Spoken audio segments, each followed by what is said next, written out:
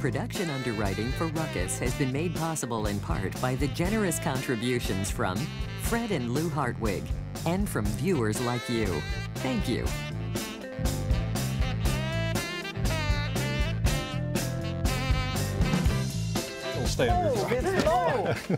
Good evening and welcome to Ruckus, our weekly food for thought fight over the news of the day and the trends of the times. I'm Mike Shannon, joined by the Ruckettes, Kansas City Star editorial writer Yael Abou-Hakka, Urban League CEO and President Gwen Grant, media and communications consultant Mary O'Halloran, and Woody Cozad, head of the Cozad Company, a lobbying firm. The Kansas City Star is telling the Charter Review Commission to slow down and deal in facts as it considers potential changes to the city's charter, a kind of local constitution, if you will. The Star calls the process disorganized and the various proposals to modify council elections a mixed bag at best. And the Star says Gwen, our Gwen, in her presentation to the commission, and I quote, belittled the qualifications of two white female city council members. This ought to be fun. But let's start with Yael. Do you expect the commission to have anything ready for the November ballot when it finishes its review? No. I mean, basically, they have done exactly what they should have done. It is being slowed down. They are now getting some good information from the UMKC Cookingham people, the people that we mentioned in the editorial. They have decided that they will have public hearings, which they're always supposed to have, but now they will have them. The first one's next Monday, the following Monday. They're still listening to some mayors come in and talk to them. They're looking into other things about, well, should we change the date of election, which actually is at least definitely something that should be looked at. But the editorial was written when the first three or four meetings, they had topics to discuss, and they kind of went all over the board and talking about it. And there was really no organized fashion. And to say something nice about my very fine competitor here, Gwen Grant. Gwen sits on the local police control commission thing, and they are going into minutia on that thing. They're holding meetings that look at this proposal very closely. And I think that's what they're now doing. They're getting some good feedback on, well, should we really change from, get a stronger mayor? Should we go to maybe more in districts? I mean, yesterday some of the testimony at least presented was, contrary to what Steve Glorioso and others have said, hey, if you get in district, you get higher feedback. Well, one city with a lot of in-district people got low turnout. But the point is, every city's different, and we really have to find out what's right for Kansas City. Quickly, when is the commission supposed to be finished with its work? Oh, well, they're going to continue meeting in August, and then after that, September, October, somewhere in that range. And if they give anything to the council, it might go on the ballot next year, and whether that would even be able to affect the 2015 elections, I'm not sure. So, Gwen, which two white female council members did you allegedly belittle? Well, if making statements of fact would be considered as belittling, then I'm somewhat confused by that mischaracterization of my comments. Basically, what I did was made reference to the credentials of the candidates in the 5th District elections at that time. And those candidates were in the race of Wesley Fields and Holly Holiday versus Becky Nace. And I was making those references in the context of what we believe to be compelling evidence that we need to have in-district representation, and how the majority vote thwarts the will of the majority of the minority in these cases. So in the case of the race with Nace versus Fields and Holiday, both Holly Holiday and Wesley Fields were rooted in the community, known in the community, preferred by the in district. They won in district, lost at large to a candidate that we felt at that time was less qualified based on their credentials. I don't want to cut your conversation short, but I assume you would say you did not belittle the two women. Of course not. I made statements of fact. So I didn't, their credentials did not match up. Let me finish. And so the key piece was with the, and I think the one that maybe, I don't know which one, whoever wrote the editorial. Who would have written that editorial? I think it might have been like a Yael editorial to me. Who wrote the editorial. But the point being is this. In those races, the people in district that the in-district electorate preferred had credentials such as law degrees, they had relationships in the community. The people that were elected at large, they won at large, lost in district, and with less qualified people. And I don't believe that you could run that if the situation were reversed and Michael Brooks, who lost in to Becky Nace at that time, who was a veteran, who was the pastor of a prominent African-American church, if that situation were reversed, would the white electorate have chosen a less qualified white person over, I mean, a less qualified black person over a more qualified white person? Well, I think not. I tell you what, Gwen, if you had left any time, I would have asked them, but I can't because time is gone for this segment. There we go. What once seemed like mission impossible may soon become mission accomplished. Construction has finally begun on the controversial Mission Gateway development, which will include a Walmart, other retail stores, and 300 apartments. A much grander plan was unveiled in 2005, but the recession caused developers to scale the cost by about half to $165 million. Mission Mayor Laura McConwell, who has backed the project all along, says this will be a great economic generator for the city in Northeast Johnson County. Think her faith in the project's going to pay off, Mary? Gee, I don't know. Walmarts are usually pretty successful no matter where they go. So why not Mission? You know, this project has really been strange. Well, and not so much strange as the developers from Syracuse, New York, and he came in with, remember the aquarium? We're going to have this giant aquarium and a condo tower. It's going to be $300 and some million project. And of course, the economy hit and various other things went wrong. And the economy tanked, rather. And so Laura McConwell... The aquarium tanked. The aquarium tanked. Very good. Boy, we're clicking this morning. And so we had, for, I don't know, 5 or 6 years, this as Kevin Collison describes it, this weed-choked community eyesore to drive by every day. And I drove by it this morning, and it's no longer an eyesore. The bulldozers are there, and they're making progress. But sure, I mean, of course it'll be successful. This has now been pared down to 300 apartments, lots of taxpayer dollars, and by the way, some lovely new taxes to support Walmart. Well, yeah, I mean, let's get to the point of that. I got the point. Here's the point. Well, well, you had 5 minutes there. Get to the point then. Just stop it, Yale. Well, hurry up. Just stop it. When you go to Walmart after this is built and buy a hot dog or something, it'll be taxed at 1/2 cent greater than the current lid in Mission. I don't know what it is. Yeah, well, because Walmart needs help in getting that store built. If you go to another one of the stores there, it'll be 1 cent. So, plus there's a tremendous amount of tiffing and city bonds and millions of dollars. This Walmart, if the design plan is followed, is not going to look like the typical Walmart. No, Kevin calls it an urban One style. of the things is that, I mean, you have to go, first of all, 3 things. History. 10 years ago, Mission didn't want the Walmart. Everyone's kind of forgotten that now. There was a big row. We don't really want Walmart. Well, they got desperate and they went for Walmart. They're stealing the Walmart from Roland Park, so they're screwing over Roland Park. So now Mission will have a Walmart because Walmart got to build in a, final point, taxpayer-supported development. Now, we know Walmart doesn't need taxpayer support to get it done, but they're going to get it because they could. I mean, that's the bottom line. Will it be your actual question is, will it be a nice shopping center for Mission? Obviously, it will be better than what was there before in the last 10 years. But is it a really big gain for the area? No, it's not. They're simply moving one Walmart to another area. I really want to hear from Woody sometime during the program. Yeah, Woody who? Take it over. There's been a big battle over the Walmart moving a mile or so from Roland Park to Mission, but that's the right of Walmart, is it not? Oh, well, sure, they have a right to do it, but they do it, Yale just said it, they do it because they can't. Well, the same reason Bill Clinton did Monica Lewinsky, because he could. That's what he said, wasn't it? But they asked him why he did it, he said, because I could. But they're capitalists.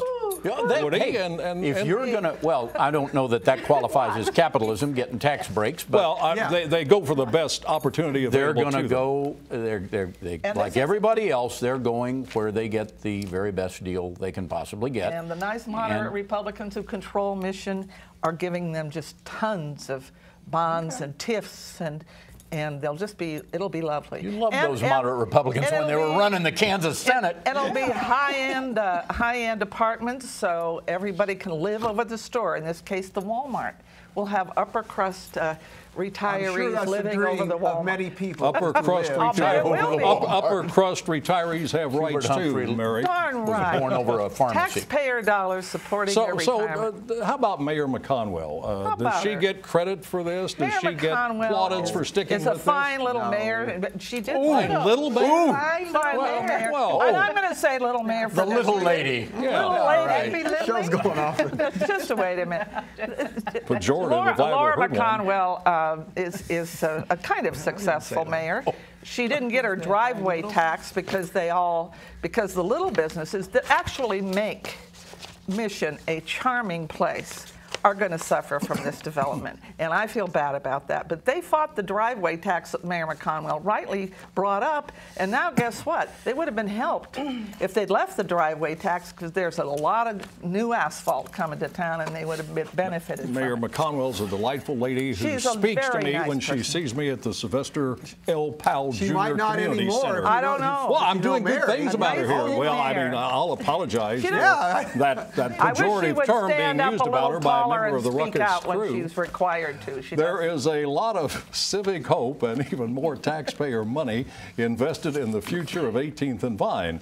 Taxpayer dollars funded the area's restoration and gave life to the Negro Baseball League and American Jazz Museums, as well as the Gym Theater and Blue Room. Now it appears 2 more projects will benefit from the public's largesse. The City Council is okaying $500,000 to complete the Buck O'Neill Education Center, which was supposed to open in 2008, and $140,000 to help renovate the long-closed Boone Theater. Now, we know the 18th and Vine district has not been as successful as many thought and hoped it would. Will these new additions, these additional projects help things improve down there, Gwen? Well, I think they will. I certainly commend the council on making that investment. I think it's an investment that's long overdue. I think to get the 18th and Vine Historic Jazz District to where it needs to be, we certainly are going to need more public support to do that. And we certainly pour a lot into the Power and Light District, so we need to take care of this entertainment district over here as well. Now, how is that going to happen? When we look at, I think the Buck O'Neill Education and Research Center is much farther along in its process than the Boone Theater. So I want to speak to what's happening there. Their expectation is that by 2014, they will have 2 floors ready to be occupied in that building. And they're already getting a lot of interest in leasing office space there. They're going to have they have a pretty good plan in how they're going to move forward. And you have to commend Ollie Gates and Bob Kendrick for what has happened to keep that project going, even in the absence of financial support. Yale, has the district lived up to its promise? The entire area down there? No, I mean, 1988 and 89, when I was first writing about this project, I mean, there certainly was more of a hope that more people would go to the museums, both the museums, and more people would live around there. But it has not been an utter failure at all, because some people characterize that, so I want to quickly speak to that. I mean, there are people living there. Restaurants don't survive very long over there, at least most of them don't, which is unfortunate. But to her point, Gwen's point, there is a reason to invest, in 18th and Vine. There is a reason to invest in Power and Light District by the public. We want to have areas like this succeed. Is it going to be a long-term good that 18th and Vine is stable and doesn't fall into the pits? Yes. So we have to invest some public dollars in that? Yes. Now, my whole thing in watching dollars over time is, well, let's not invest too much, and like my beef with the Power and Light is, well, I wish they would have told us it would cost $14 million a year. Aren't there continuing subsidies to the entities in the 18th and Vine District? Yeah, they have been, yes. And will continue to be, I assume. One of the challenges they face is, you're right, about restaurant and retail in 18th and Vine. They haven't found the right mix yet, and I think part of that problem with the restaurants is they don't have the right management systems, because they could do well. Their businesses, mine particularly, and others located there, would welcome having viable retail outlets there for our clients. Woody, I know you're a jazz fan, as am I, and there's the Gym Theater there with, well, the Blue Room actually, where music is played. There's the Jazz Museum. Do you frequent the 18th and Vine District? Don't frequent it. I've been there. I go there once in a long while. Why do you suppose more people aren't traveling down there to hear jazz, for example? Look, you're still dealing with the image of the inner city. They pick up the papers. They read about shootings. Suburbanites are not getting in their car after dark and going down to 18th and Vine. I don't say it'll never happen. I say it hasn't happened. And so it's not like it never happened. I mean, I've been down there to dinner after dark with friends of mine, so it's not like it doesn't happen. But it is not like the Power and Light District, which is right across from the Sprint Center, which is right downtown. And I think if you ever could, if you could ever get people who are frightened about the district exposed to the district, that's right, they'd see that it's perfectly safe. At least that's been my experience on several occasions. They need to have transportation, you know, for a special event. They run the trolleys from Johnson County? Okay. Let me mention one of the What they need to do is get the murder rate under control in the inner city. Well, that's true. But the next thing, I mean, that we haven't discussed is that there needs to be housing surrounding the district for middle-income people. There you go. They have surrounded the district with low-income housing, which is, I'm always for it, but not always in such abundance, and not having multi-layered residential plan. Until you get young professionals, young people who are making who are employed and making a pretty good living to come down and want to live there, a great idea. And I am really happy. I'm really happy about the arts going in. Jane Chu's article in the paper yesterday was fabulous about what can happen when the arts take up residence in a community and start giving back. I want to conclude by noting that there was a piece about the American Jazz Museum on KCPT's local show a couple of weeks ago. Randy Mason talked to Greg Carroll, the director, and I must say it sounds like there is a lot of activity taking place there and a lot of plans for community involvement. Right. One legacy of the George Zimmerman Trayvon Martin case is debate about the viability of the Stand Your Ground law. While it was not used in Zimmerman's defense, it was often discussed by analysts and commentators who followed the case. About 30 states, including Missouri and Kansas, have Stand Your Ground laws. While they may vary from state to state, the laws generally justify the use of deadly force when victims reasonably believe their lives to be in danger. In Missouri, the law is an extension of the Castle Doctrine, the right of self-defense in one's home. Critics say Stand Your Ground laws do more harm than good, causing deaths, not saving lives. So, Woody, any serious talk about repealing or modifying Stand Your Ground in Missouri? No, none at all, and there won't be, and I can't imagine particularly why there would be. Look, the common law doctrine was that if you had an opportunity to flee, you had to try to avail yourself of that before you could use deadly force. What the Stand Your Ground law does is change that and say, no, you don't have to run away.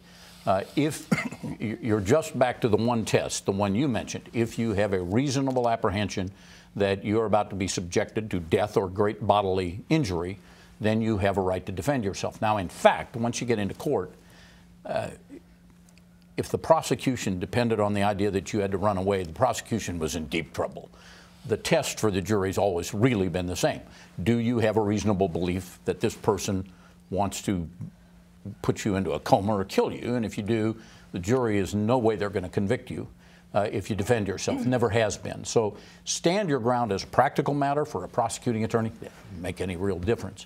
I don't think there's any chance it'll be changed in Missouri, and it certainly won't be until somebody comes on with statistics that show that, hey, after you pass Stand Your Ground, the number of murders per 100,000 people jumped sharply. Yeah, I looked around just before the show to see if I could find statistics about what happens after Stand Your Ground laws are passed. And some studies say murders increase and some say they decrease. So like many of these things, you find conflicting. We're talking about it because of the case where it didn't work well, where it didn't work out to anybody's advantage. The Stand the Ground situation in Florida, which I don't know what their legislature is like Yes, I do. It's as bad as Missouri. But of course it won't be repealed. And the National Rifle Association owns both Topeka and Jeff City. But, you know, what it did for gun owners was to release them from the limitations that this doctrine used to have. And that was when you're defending your home or perhaps your automobile, you had a right to not to flee, in other words. But in this case, a teenager who was unarmed was shot and killed and got away with it. The man who did it got away with it because he saw him as a suspicious person. Like we said in the intro, the stand your ground law was not invoked in that case. But it was invoked by the jury. The jury. It played a role whether it was invoked or not. And I think that the key thing here about stand your ground is that on a national level, we need to be very concerned, nationally and locally, because if there are two people involved and there's no witness, how do we know that someone was standing their ground or did they just flat out kill a person? I think it creates an opportunity, especially after the outcome of this trial, for people to be, you know, like, oh, I can just claim stand your ground. The other thing that we're learning is that there are disparities in how this law is applied with regard to race. You find in those cases where black people say, I stood my ground, they're more likely to be convicted than whites. Now, is there statistical data to back that up, or is that just an opinion? There are statistical data that back first that of all, up. if there's the two people have just demonstrated my case. First, the jury in that case, having heard nothing about stand your ground, what they cared about was, did he have a fear of a great bodily harm or death? So it's just what I said. That's the way it always plays out in court. The second thing is, if you got no witness, they could say I ran away and he chased me too. If you don't have a witness, you just don't have a witness. You never have had a witness. Stand your ground doesn't suddenly give you a witness. It has nothing to do with whether there's a witness to the murder or the shooting, and which it is. And whether they ran away or didn't run away, stood their ground, didn't stand their ground, no witness. Well, all you've got is the guy who shot. In this case, they were claiming that the victim should have run away. That he misbehaved by walking down the street unarmed on his way home. It was also alleged he did the attacking. He went after Zimmerman. Yeah, when someone's got a gun and you don't even know they're a law enforcement officer, please. So he had a right to defend him. He had a right to. All right. Now it is time for Roast and Toast, where the Rockettes celebrate or eviscerate people and events in the news, and we start with you. Well, this is a toast to the Kansas City Water Services Department because they're dealing with a lot right now. They're investigating the death of a worker, and that probe needs to be full and thorough and transparent. They're also dealing with trying to prove that a $12 million no-bid contract is the best way to improve technology and customer service. I personally don't think they've totally proven it yet. They'll get another chance in 2 weeks. And finally, they may be dealing with an audit from State Auditor Tom Schweik, and I hope that does occur because it could show good things are happening in the department, and if it shows bad things, well, let's get them corrected. A toast to the Kansas City Royals. The weather is hot, and they're still exciting. Thank you. A toast to Attorney General Eric Holder for his recent announcement pledging that his department will fully utilize the remaining sections of the Voting Rights Act to protect the voting rights of all American citizens. He stated that he and his colleagues will use and are determined to use every tool available to them to stand against discrimination wherever it is found. This is commendable because, as he stated, we cannot allow the slow unraveling of the progress that so many throughout our history have sacrificed so much to achieve. Again, something I never thought I would say, but take your time, Mary, because we're running a little long. Well, I never thought you would say. I never thought you. I mean, don't go crazy because I've got something to do, but go ahead. Well, I never tire of your not funny insults. All right, here we go. Aren't they a little funny? Well, sometimes, Mike. Yeah, a little really funny. Never tire Like the mayor. Neither does the All right, audience. now we're running short. All right, here we go. A workers' organizing committee that put on 3 days of effort that was very successful, highly organized effort to inform the people of Kansas City what low-wage workers in the fast food industry and the retail industry are putting up with. They can't live on the wages they get, which are minimum wage, and can't get full-time work. Good work, Jobs with Justice and the community faith community, as well as labor unions in this town. We would stand up with all of you. All right, and finally, a mild roast to news reporters who, when referring to something as a tragedy, feel compelled to add the adjective terrible, as in, the earthquake was a terrible tragedy. Tragedy synonyms include apocalypse, calamity, cataclysm, debacle, and disaster. There is really no need to call a tragedy terrible. It's terrible by definition, and I don't know of any good tragedies. And that is Ruckus for this week. Mary, you look quizzical, quizzical look on your face. Did that make sense to you? We're away next week and back on the 15th. And now on behalf of the Ruckettes and the Ruckus crew, I'm Mike Shannon. Thanks very much for watching, and good night. Production underwriting for Ruckus has been made possible in part by the generous contributions from Fred and Lou Hartwig and from viewers like you. Thank you.